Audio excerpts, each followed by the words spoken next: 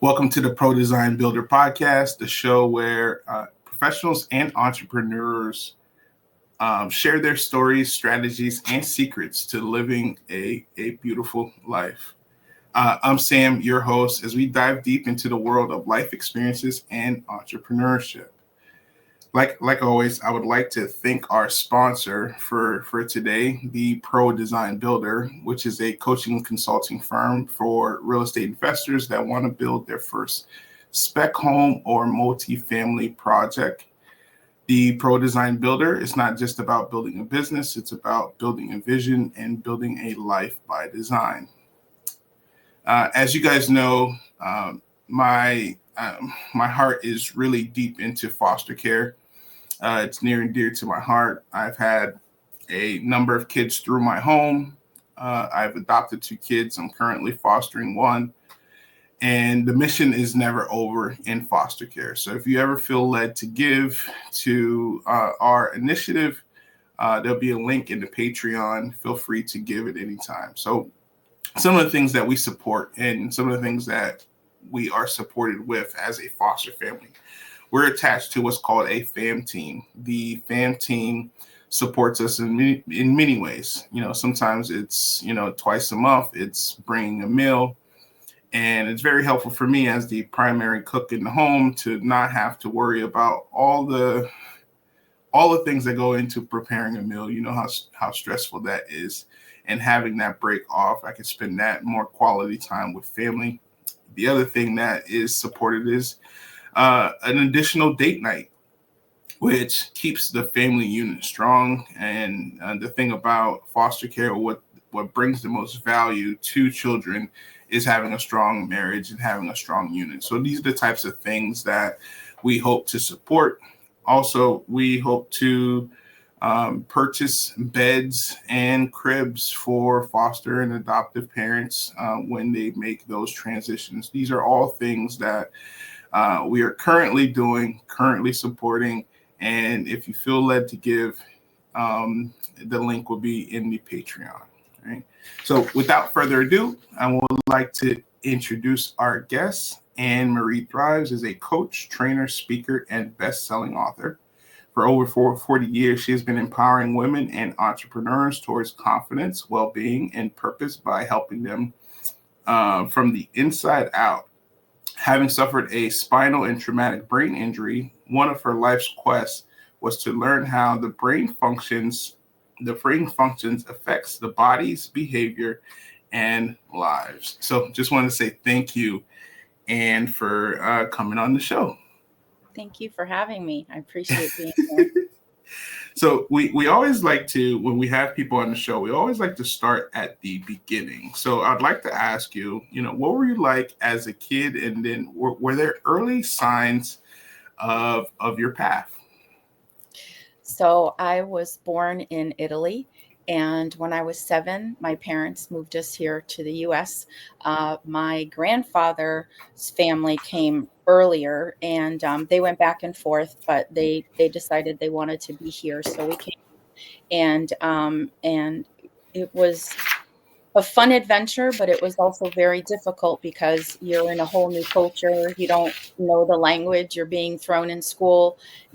Going from one school to another is one thing. It's got its own set of little, traumas and things you have to navigate through. But being thrown into a brand new school in a brand new country with a whole different language was like another, you know, more stuff to deal with. So, um,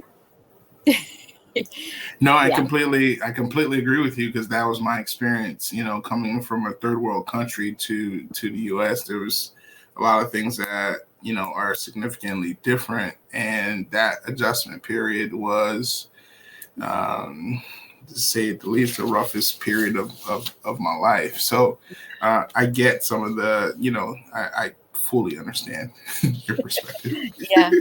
And kids, even though they're that little, because it was second grade for me, you've Mm. got people who accept you, and then you've got people who go against you. And so even at that age, it was a little bit of a challenge for me. I remember, having to be, for them, they had never experienced this before either. So during, I think it was like from morning till, later on in the afternoon, I was in the class with everybody else, just participating. And then for another portion, I was in the back with one of the students who was teaching me with flashcards. So that was Hmm. like my first learning. And then I remember my grandma used to love to watch TV. She loves stories, watching stories. And I remember at nighttime, he would watch I Love Lucy. And so that was our thing together. And then you could kind of, when the audience laughed, you knew it was supposed to be a joke. And I think I learned how to speak English through those medias. Yeah. Yeah, that's funny. I had significant trouble learning to speak English. You couldn't tell now, but then it just wasn't clicking, and it wasn't the primary language at home. So I get it. You had to figure it out. And Yeah. English is a kind of an interesting language because I'm sure it's the same with you because I've coached people from your area, and we have certain words that get attached to certain things, whereas here, four could mean number four, it could be for something, it could be four on the golf course, get out of the way of the ball. So there's all of Yeah. things Hmm. going on. So I think that was one of the, and especially with my parents, I think it was one of the funny things where, you know, your dad goes to the restaurant and he asks for a bowl of soap. Hmm. You know, he wants he wants a bad word for a fork, because he didn't get one. And they're looking at him like, "What do you mean?" So Yeah. a lot of funny stuff as well. So I got a funny story, and it wasn't that long ago. It was a few years ago. So we went to the movies, and this particular movie has a place that you could eat. I think this was either before or after the movie, and I ordered. I said two. Oh, I said two waters, Mhm. right? And the guy heard two orders, right? Right. I was like, no, it was two waters, right? But I said it waters, right? But that's how I grew up saying it. It was, and then he came out with two orders, and then me and my wife just had a laugh, and then now I corrected it. It's two waters, right? Got to pronounce Some that little W. things you gotta pronounce it. You gotta pronounce it, correctly. So. That's funny. So, so who was the biggest influence on you growing up? We had a really tight knit family. Uh huh. Um, a, my mom's brother and sister also moved here, and then another sister moved later on who had older kids. And it was kind of funny because my school was up here, and then my cousin lived right next to the school, and then another mile down the road was us, and then another mile up, not even a mile, I mean, 2 seconds up the road was us, and then just on the other. So we were all in like different streets but like the same path. And so we Hmm. were together a lot, and Yeah. so it was, but I think that the whole what I everybody influenced me because everybody, especially my mom and dad, they were all of they all had that thread in them of entrepreneurship, of trying something new to see if it's going to work for the family. And I so Hmm. appreciate them going out on a limb like that because although life in Italy is great, um, there's a lot of there's so much more freedom here than there is there. And although our political system is the way that it is, I think it's a lot easier to get things done here than it is over there. You had mentioned before about investing and buying homes and things like that, which I have done. I had my real estate license at one point, and Hmm. it was a fun thing for me. But those are things that, I started my own business when I was 18, and those are things that you just, are a lot, the ground's a lot harder to break through over there because of the red tape, you know? And Yes. so No. I think that's one thing that I appreciate. No. I completely agree with you. I mean, there's, and this is what people don't fully understand. There's certain places in this country where there's no upward mobility or very challenging upward mobility, right? And in America, it really provides you the opportunity to. Now, America's not going to give it to you. You got to go work for it. You got to go build it, right? Yeah. But there is unbelievable amount of upward mobility here, and it's truly a blessing. So when I see oftentimes people, in a victim state of mind, it's very confusing to me because it allows for this level of growth if you go work and you go make it happen. That's what America is.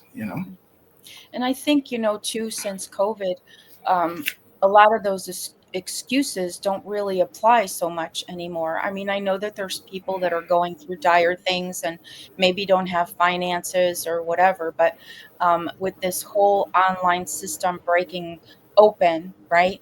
Even for Mm-hmm. me as a coach, right? Yeah. I had a big birthday this past year, and Mm-hmm. it's one of those that causes you to look at your life and see what you've done. Yeah. And, Happy what am birthday, by the way.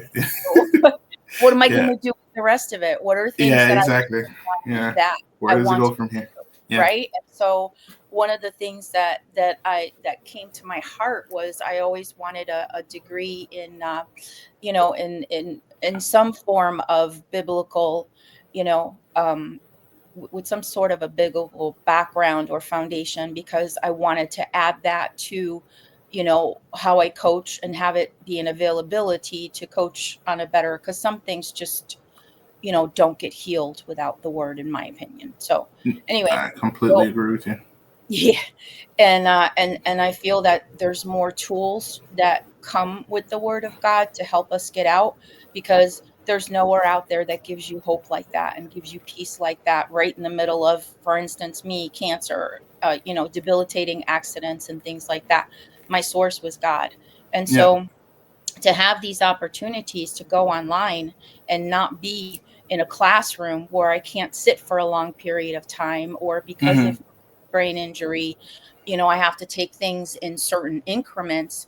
It was a blessing to me that all of these schools were starting online schools. And so I was able to do that online. And I feel that there's so many resources out there that if we don't find what we need, we're not looking, Yeah. No, we're not I, com- looking. I completely agree. Especially even now with the emergence of AI, it just makes it so much easier and so accessible for you to create the vision you want, or the life that life by design that you want.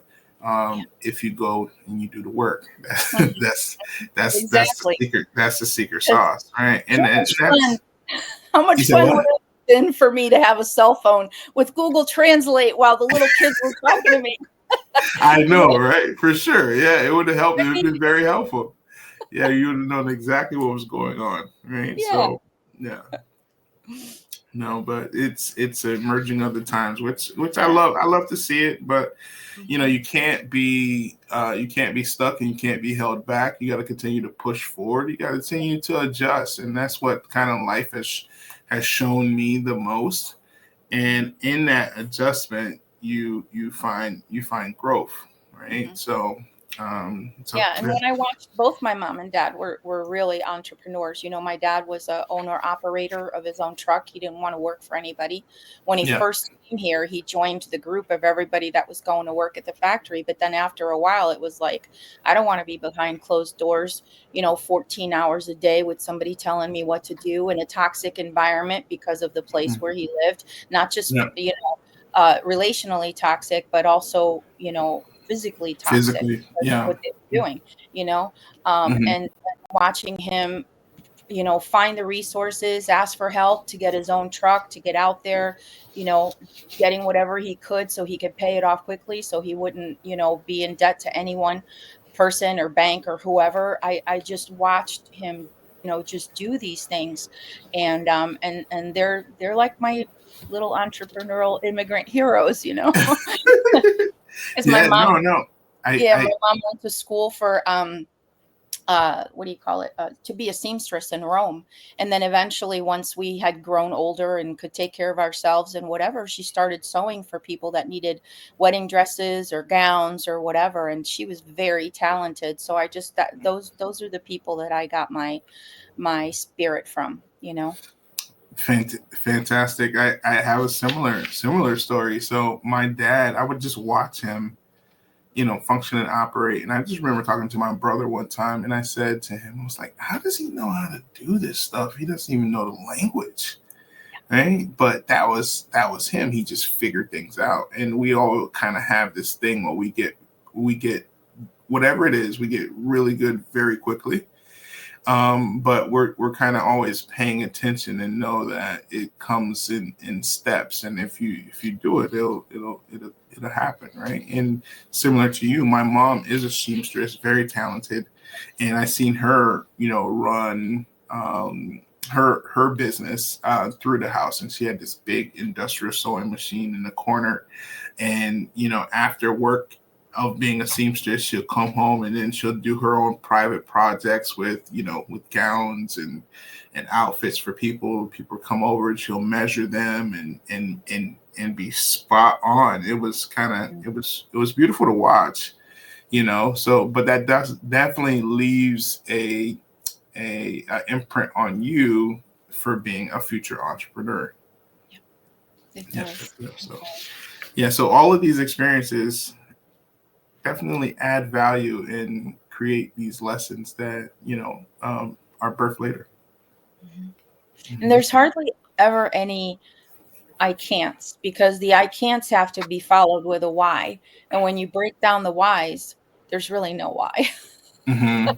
Because it's just to me, it was like you weren't trying hard enough. You weren't sitting there trying to figure out how does this puzzle piece fit in. You just kind of Correct. threw your hands up and said it wasn't gonna, and that's not to say that we're supposed to be doing everything and anything because we all have a specific calling. But I Correct. feel that sometimes we just, and especially nowadays, I think that immigrant spirit has kind of changed a little bit where, Mhm. you know, what I remember from my journey is my parents didn't expect things from people. They Correct. w- they expected things of themselves. Correct. And so whatever they wanted for themselves had to come from here. Like it's my responsibility to Correct. learn this so that I can do this. It's not somebody else's responsibility to drop it in my lap. So there's A, B, C, D in the alphabet, 1, 2, 3, 4. And Yeah. I feel like a lot of people think that they can go from A, skip over everything and get to Z.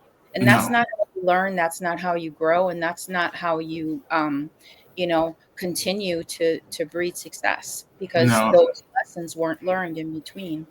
No, I agree. It only comes from the work that you put in each and every step. So you mentioned earlier about a traumatic spinal and brain injury. I mean, Mhm. could you mind walking me through, what happened there and what that looked like? What was that recovery like for you? Well, I had just graduated from administrative school and I wanted to kind of, with the business that I had, I thought that those skills would help me in the business. And I had gotten a temporary position as an administrator for a department in this one company. It was an international, like naval company. And so uh, I was there for a few months. And when everything kicked in, they bought me from the agency and hired me as one of their own. I decided I was going to move and go from, because the job that I was at was like 45 minutes away from home. Mm-hmm. And this one bit of traffic, uh, going into the city to where my job was, it was like a 9 mile stretch that on a Saturday you could do in 15 minutes. And now, during the day, it's 40 minutes just to Yeah. get through that. So anyway, Mm-hmm. I decided to, get my own apartment. So I got a little studio and I was moving to that studio and borrowed my dad's blazer.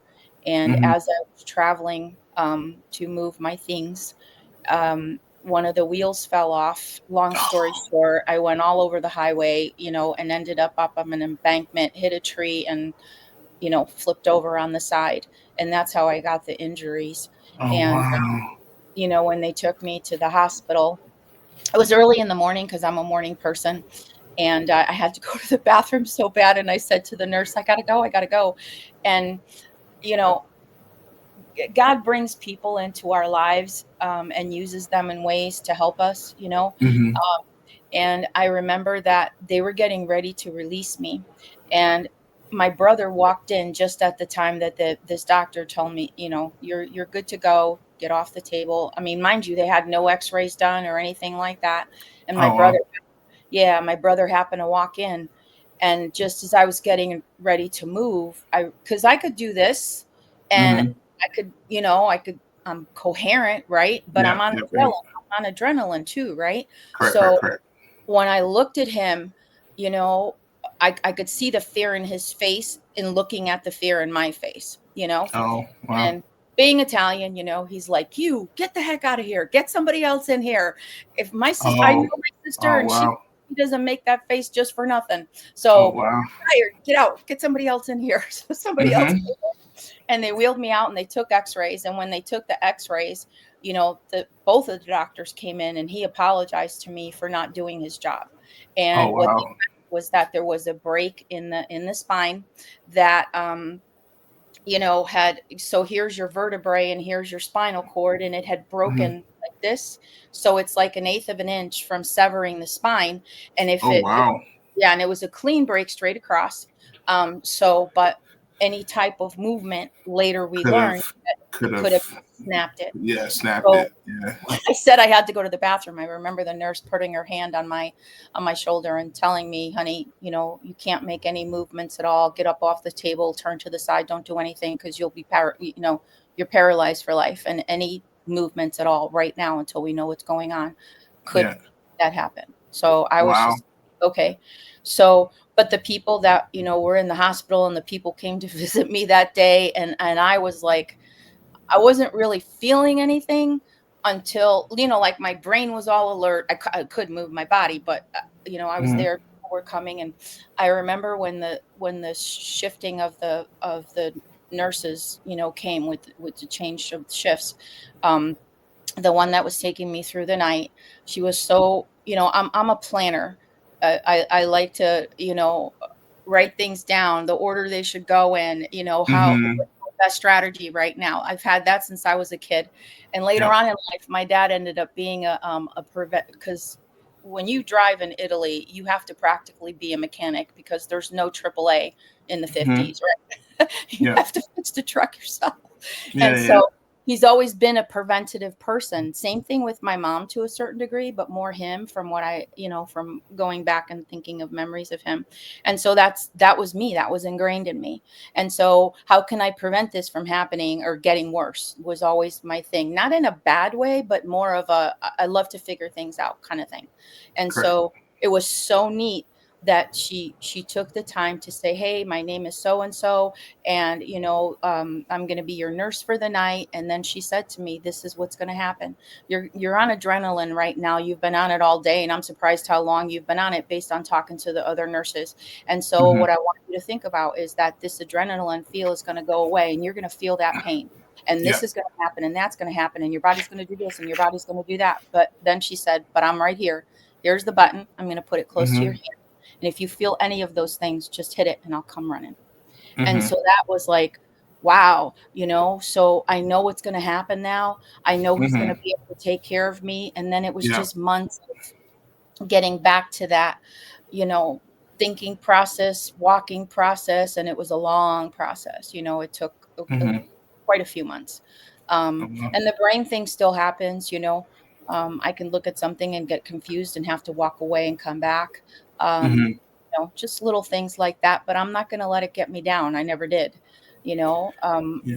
even with the diagnosis, the way that it was, my faith was like, okay, you're telling me that, but I don't think that that's what the word says. And I choose to go with the word, you Yeah. know? Yeah. Um, For sure. yeah. Did, So, did you when when the accident was happening, did you see your life flash before your eyes? People describe this, with their life flash before their eyes. Did you see that? Two things happened Mm-hmm. when this was happening. Like when I first started losing control and realizing that I couldn't get the control back. I'm a big music person, so there was Mm-hmm. this one song on the radio that was very popular back then, and it was called Kyrie, and it was like, "Lord have mercy on the road that I must travel." And I Mm-hmm. thought, "Oh my gosh." And after the second or third attempt of me trying to straighten the car on my own and Mm-hmm. realizing that I couldn't, my last thought was, "Oh my God, I'm gonna die." And then I passed out.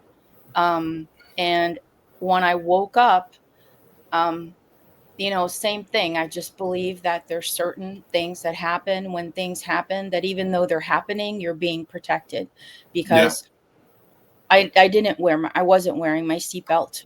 Oh wow. And I'm glad that I wasn't because when the car hit the tree, it like the door was caved in like this and it would have just, you know, Cracked you. Yeah. Prob probably Yeah. probably made things worse. The other thing was there was 2 guys on an overpass just where the tree was that saw what happened and another guy behind me, and they came right over, and when I woke up for, like, seconds, I guess I was groaning or something, they introduced themselves, and they said, "How can we help you?" And this shoulder was pinned against and I didn't know what was wrong with me, right? I just woke up Mm-hmm. for a couple minutes. This was in, and I said to them, I said, "What what did I say to them?" I said I said, "How many of there are you?" Right? And they said they then introduced themselves, "We're here to help. How can we help you?" And so I said, "One of you put your hands here, one of you put your hands here." And so they held me up because I think that if I had fallen off of that seat, I would have bent like this, which would have caused the spine to Cause the sever. sever. Yeah. Exactly. And then Yeah. after that, I was back out again, and then I remember them pulling me out through the side window to get me into the ambulance very carefully, you know? Mm-hmm. So those are little things that I remember that, like I said, even though I didn't, but I had a lot of nightmares for a long period of time, but I Yeah. don't it just went dark. There were no um I just basically, how people sometimes just take their hands off the wheel. That's basically what I did. Mm-hmm. I knew Yeah. even with that song, now that I look back, the Lord was going to have mercy on the road that I was traveling. Mm-hmm. However, he was going to do it. So, Yeah. When I was a kid, there was several accidents, and it's glory to God that I'm really here. But this one particular story is I remember it's myself, my dad, my cousin, and maybe one other person. It might have been like four of us in the back, right? And we're coming from church, and I just remember my cousin. He kept putting his leg up on the back of the seat, and then we're just like, "No, put your leg down or whatever." And then he put his leg down and then he put it back up, and then now we're like fighting in the back, about his leg being up. But then just all of a sudden, it was just like my aunt was driving and she's like, "Oh," and then the car turned and then everything slowed down, right? And the car flipped. I don't know if I don't think we were wearing our seatbelt, but the car flipped and rolled, and then it ended up, on its side. And my cousin, because he kept putting his leg up, broke his leg, right? And my aunt, which was driving, she was pregnant and she like lost her baby. But I just remember that when the scene was done, the car was on the side, and then someone like had jumped up like on top of the car and it opened the door, and then it was just like you're looking up and you're just like, what happened? What did I just get hit with? So these experiences really change you, and they give you an appreciation for life that can't really describe to anybody. mhm. Mm-hmm. So just Absolutely. thought Absolutely. just thought I'd share that. So, one of the questions I have for you is, what are the secrets to living a purposeful life? I think um, gratefulness is a big one because there, no matter what's happening, there's always something to be grateful for. And there's studies out there that, grateful minds versus ungrateful minds, people who are grateful for the little things and walk in a path of gratitude. I'm not trying to get new agey. That's my thesis for my MBA, so that and self-care of Hmm. ourselves, Yeah. whatever form of self-care that's healthy that you can introduce into your life. Um, and, building that, because those things are things that build, mental agility. And, with me having to learn about the brain and neurotransmitters and how they communicate with your body, what levels they need to be at, our vibrations, need to be at a certain level in order for disease not to come in. When I got cancer, I studied a lot on that because, when your body gets below 62 per megahertz, right? Because we're all energy. Yeah. Yeah, not in a hooey way, because God is Yeah. Yeah. light. All And good. All so, good. yeah, so your body just kind of, opens itself up for things to come in when you're down like that. So gratitude and taking care of yourself keeps your body at a certain level so that those things don't come in. Um, and then just remembering that there's always hope, because one of the things that puts the brain's, panties in a twist Hmm. is the word I can't. And Yes. when you look at Yes. something and you say I can't, your brain automatically stops, and Hmm. stays there until you, and then we have the hypothalamus back here in the back of our brain that listens to that you can't. And so it doesn't try to find ways that you can. And so coming back to, that's not right. I know there's a way out. And then what is that? And when you ask that to your brain, it automatically starts to look for ways to get out. And Correct. that's what I learned when I was sitting there in the hospital. I can't do this, but what can I do? Hmm. Some things took a lot of time. I Yeah. remember the Holy Spirit saying to me, try wiggling your toes. And it took me days before I could wiggle my toes properly. And then from there, it was like flex your foot and then turn your ankle around. So there were all of these little, Little things. Yeah. yeah, that were coming to get me Hmm. on the path to walking again. But, you know, was it perfect? No. I had a lot of years of anger because chronic pain can cause that if it's not managed properly. Correct. Um, and it wasn't just the first accident that happened. There was another one where my friend and I were going to get pizza because everybody else we were with was drinking. We weren't drinkers. Nobody, we didn't want anybody driving. So while we're going to get pizza for everybody, we get hit from behind. He was driving. We were Oh, sitting wow. still. We were on a curvy road, and then that was the first one I had, that didn't do as much damage as the second one, but it's just life just kept happening. And so it got to the point where I felt like I'd have bullseye on my forehead, and where is God in all my pain? And while all of this is happening, even though I know he's taking care of me, so there was this, you know truth lie, um because God's not a liar. I'm not trying to say that, but the truth is this is happening. Where are you, Hmm. God? Your word says this. And then people saying that, um, just because of their own belief systems, not based on the word, you know, it just kind of took me in a bad place uh, Hmm. for a little while, you know. Yeah, So, you highlight something that I do with, with my kids is I don't allow them to say can't ever, like in my mm, house, in my presence. Don't just eliminate that from your vocabulary. And yes, it does instantly limit you when you say you can't, you know. Not saying that you can do everything, right? There's just our bodies are limited right. in the frame that we have, right? So, but you could continue to try, and it might be a different variation of it, but then it will, come to pass. So that is a great nugget and great note. And it's something that, I use with my kids, all the time.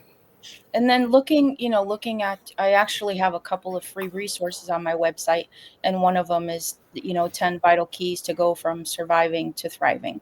And Hmm. so, who can help you right now if you can't help yourself? Correct. What, who can I go to help me?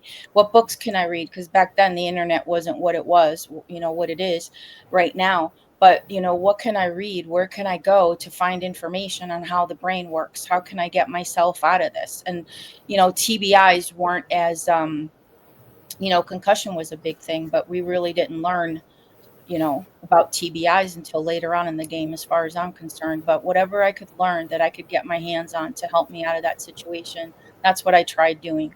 you know Hmm. some days I was a winner and some days I Yeah, of wasn't. course. I mean, you every know day is a battle. I Yeah. know that on the days that I wasn't, I was still learning something, Yeah. instead of, because if we go into defeat, it's almost like saying I can't, Yeah. and that's No, for something sure. I've learned. Yeah. So, Hmm. yeah. Yeah, it reminds me of the book I read recently, is You Are the Placebo by Joe Dispenza, right? Oh, And wow.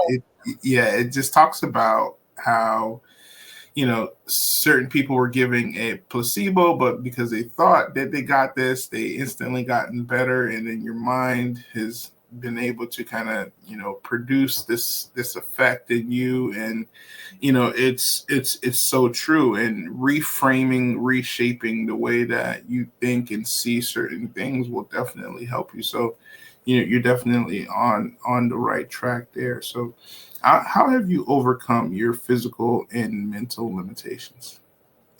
Um, I, hmm, well, I overcame them through the avenues of what I talked about before, being grateful even when I wasn't feeling grateful, taking care of myself even when, I was limited with those resources. And I just feel that I just learned along the way how to take care of myself and how to get myself out. And now those are things that I teach to other people. Um, and they were very hard lessons. And they're things that are being taught right now that weren't taught back then. And I just learned through mistakes. I Yeah. learned, what's working for me, what's not working for me, making those mistakes and making my life better. There's a lot of, you know, one way that I care for myself is watching my schedule and not piling too many things on at one time, because I know that that's not a good thing for me. I can, which I did Mhm. over the holidays, or, at Yeah. certain times in life, I can go like the bunny, and just Yeah. keep going Exactly. and going and going. But I'm also a big, get tasks done type of person, and I'm not going to stop until the task is done. But um I remember one day I wasn't feeling well, but I just felt in my heart I needed to make a meal for a family, right? Yeah. And Yeah. so it took a lot out of me, but Mm. at the same time it was like I took each task and broke it up. It's like I think I made, what did I make? I made meatloaf, mashed potatoes, and because they're from the South, and so I Yeah. made Yeah. meatloaf, mashed potatoes, green beans, with bacon and all this other stuff. And Yeah. um, but what I did do was, you know, I sat down, like I was sitting at my counter on one of my stools, and I was mashing the potatoes, Hmm. that gave my back a break.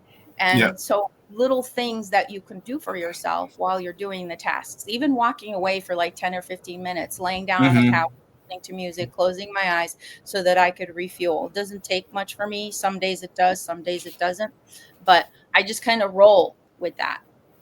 So I plan times for creativity, and I plan times for, creativity can't always be planned. Sometimes things can come to you, but if I don't have the energy in certain places, I'll lay down and I'll be creative. I'll do something on my computer, or if something's coming to me. But I always try to keep in check what my body is feeling, what my mind is feeling, and, you know, how can I fit what I need to do in life based on those limitations. How do you eliminate the blind spots in your life? Well, you have to acknowledge them first and what they are and how you get triggered by them, and knowing that they're going to happen, and putting systems in place so that you can recognize them quickly and eliminate them before they take you over. You know, that's how I Yeah, handle. I typically do, I know what my strengths are and I know what my weaknesses are, and I've had to do a lot of introspective work, and I've had to work on myself, a ton. And I typically pick something, for the year, and then I kind of isolate that, Yes. and and then I'll dig a hole, a mile deep into, how do I improve this particular area, or also, where did it originate from? This either bad habit or this thing that I learned, or am I operating through survival? Did I pick it up through survival and I carried it into my adulthood, or can I change this, thing? And then I'll isolate it, and then I'll work on it until it improves, or it's not there anymore. It's not a issue. So, those are some of the things that I do to help myself and improve. And then also too, I, you said acknowledge. I listen, right? How accurate is it, right? So some people, what happens is, if they hear something and it's illuminating a blind spot, it naturally triggers defenses, right? Mhm. And then now you feel like you're in a scrap, right? You're in a fight, Yeah. right? But I listen to how accurate it is, and I ask myself, is it accurate? Oh, that's accurate. So maybe I might want to look at that, Mhm. right? And I don't think everybody does that, with their blind spots. So, just trying to see, what we could be helpful and kind of helping you illuminate some of that. When I was living up north, when we first came here, I Hmm. remember that there was a lot of older homes, beautiful older homes, Yeah. and because winter is could be pretty bad in these places, they had, the first door that you come in, you walk from the stoop, there's your door, then there was like a little tiny foyer, then another Yep. door, and then the house, right? And that's Yep. how I look at the brain. It's like Yep. somebody's knocking at the door, so you go to open to see what it is, but you don't let them. They're either on the stoop, or maybe because it's too cold, you let them into the foyer. But you don't let somebody into the main house unless they're supposed to be there. And Yeah. that's how my thoughts are. I could open it up just like you said to see if it's something that's valid that needs to get lit in. Then I'm gonna listen a little bit more to see if it's truth or a lie. And that is what allows you to get into my house, or allows me to let you out of my house Yeah. without coming in, right? Yeah. And No, so I exactly. always, You're right. one day I Yeah. was thinking about this, and that analogy came to me, and I love it because it's just so, we get to choose who comes in or who comes out. We don't Yeah. have to let everyone in, you know um and so that's another thing. And then when you recognize that this is happening, that this is a blind spot, then you start hopefully looking for ways to create habits to where, you know first recognition right away, that's not good. What can I do to replace that? Like you said, where's it coming from? Yeah. Is it coming from a good place or a not so good place? Hmm. Recognizing and then changing it.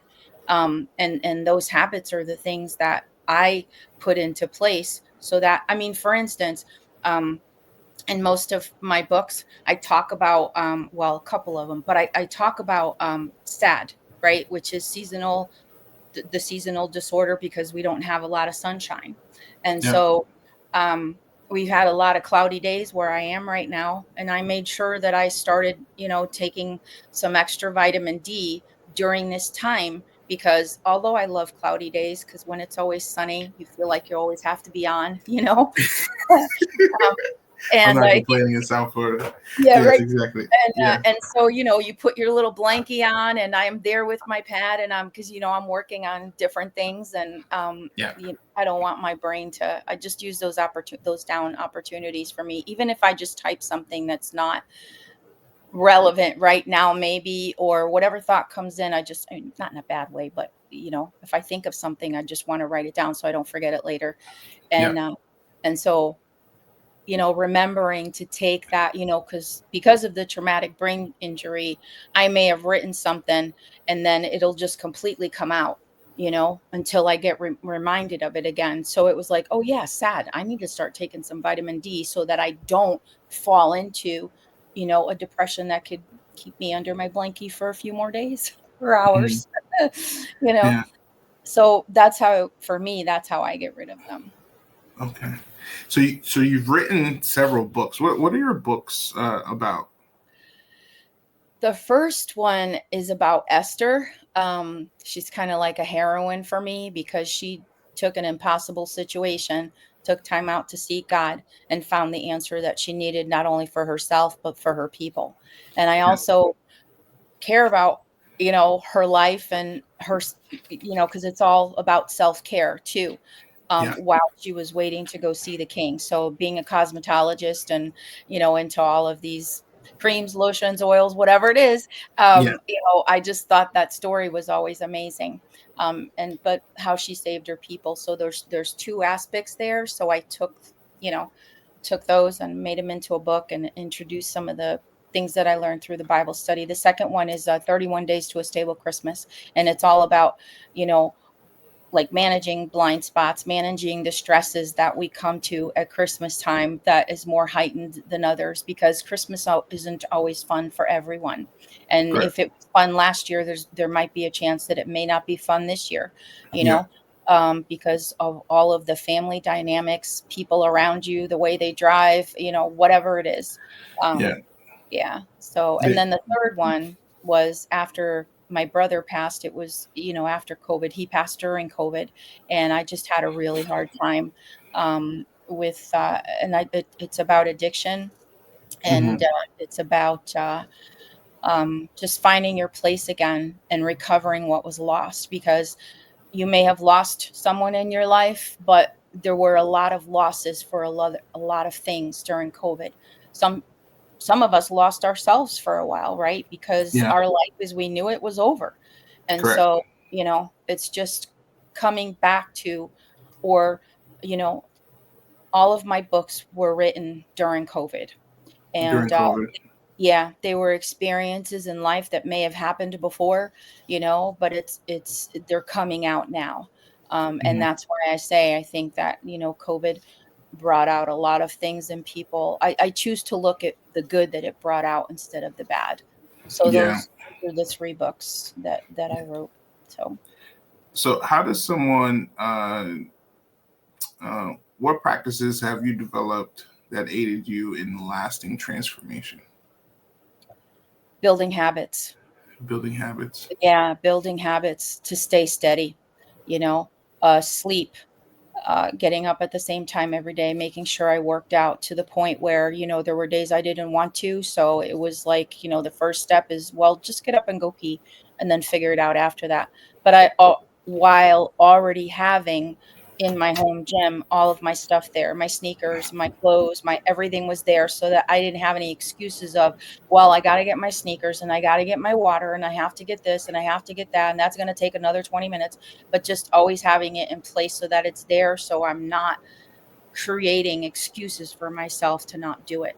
If everything's Yeah. already laid out for me and I'm ready to go, like if you're in sales and you don't have a plan for tomorrow, Mhm. you don't have a list of people to call, you're going to spend that time that you're supposed to be working preparing, instead of Mhm.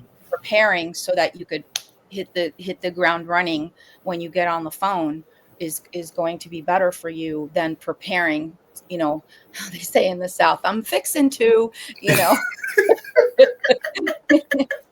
Yes, I'm fixing to. Yeah, Yeah, I'm exactly. fixing to, instead of I already fixed it, I'm ready to Yeah. roll, let's go, Yeah. you know. Yeah. Yeah, but So basically habits, because I did it habits. during COVID. Everybody, to me, it was like, get up, work out, Mhm. bed by 10, all my stuff is ready, take a shower, put on the clean pajamas now, and, Mhm. kind of go through the day. Some type of structure, I think, is what we lost during Mhm. COVID, but Yeah. maintaining structure for me during COVID really helped me a lot.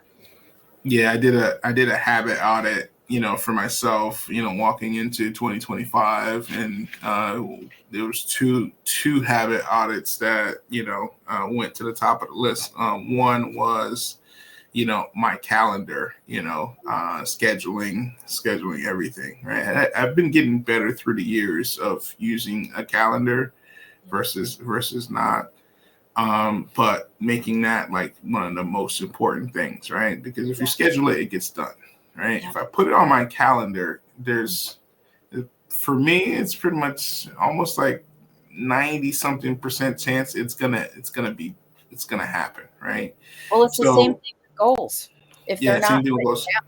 down, all those Mhm. statistics of, them being written down versus not being written down, looking at them frequently as opposed not to.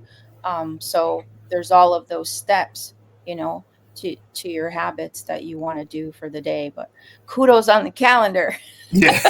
because that's a good thing. So yes, so I'm good there. And then it was, working out. So I just started really, cranking and working out. It was actually a friend of mine that I just met up with, and I was actually talking about the podcast and launching this podcast, and why don't you join our workout group in the morning? I was like, what? He was like, yeah, we do a morning Bible study. We got to get up a little bit earlier, at 4 something instead of 5. Mhm. But, at 5, we'll do a 30-minute Bible study, and then we work out for an hour. Right. And I was like, you know what? That's the accountability I need to make sure that this area is shored up. So, and lo and behold, yes, I'm here at this guys group, up at 5, and doing the Bible study and working out, right? Those are the things that you might need to marry for you to adjust your habits to hit your goals, Yeah. you And know. look at that. You've got two birds, one stone. Yeah, At 5 exactly. Yeah, and I also I wrote the workout thing into my calendar permanently, right? Mhm. So I'm up at 5, whether I'm with those guys or not. So that's one of the things that I checked off. That's good. So, what would you say are the traits of an entrepreneur?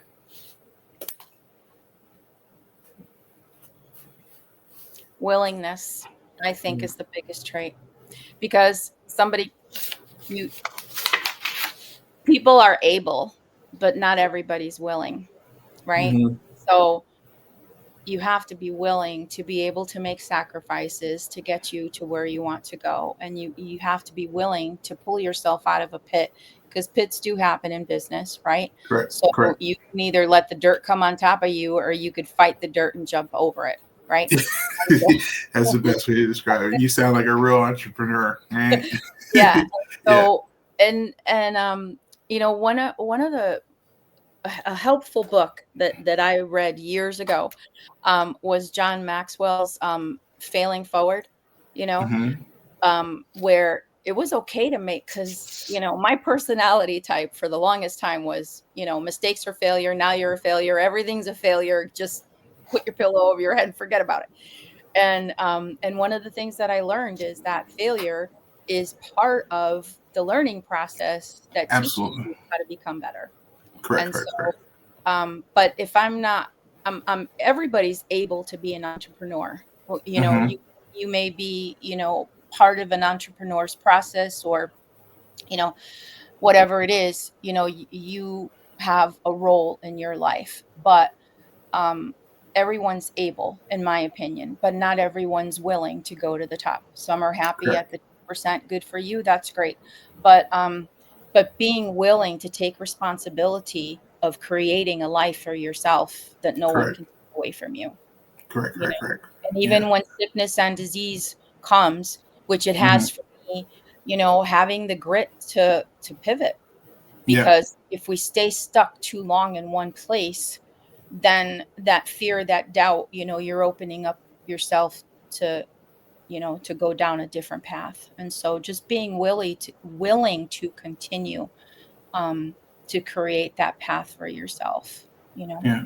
Couldn't agree more. I mean, it sounds amazing. Sounds exactly like me.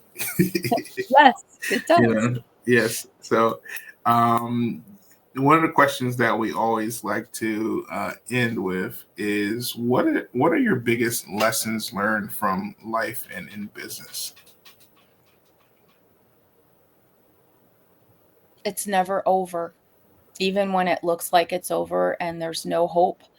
Um, Lazarus was dead for 3 days and then the Lord resurrected him, right? So my lesson there is that I could be dead. I could be not in a way that I'm not able to move, because of my Mm-hmm. consequences of life.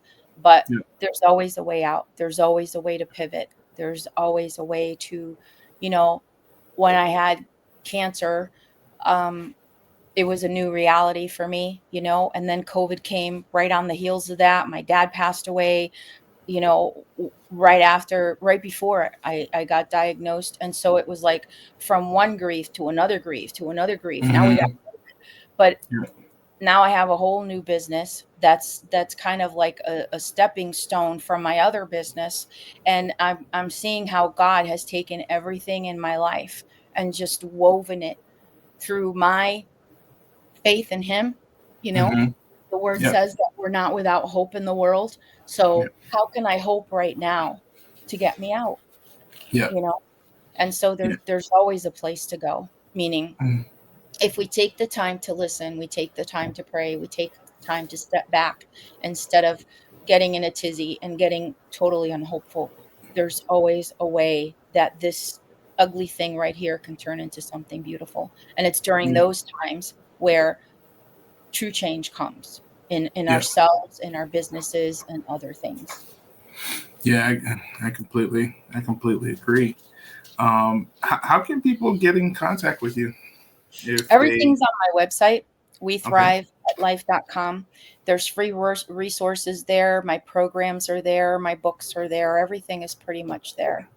Yeah. Okay. All right. Thank you for coming on today. Thank you for sharing your story, and thank you Thank you. for enlightening us on how to build a more purpose-filled life. So, just wanted to thank you for. I love your Um, stories. yeah, appreciate. Yes, I have great stories. So, Yeah. all right. Have a good day. Thank you so much. Yeah. Bye.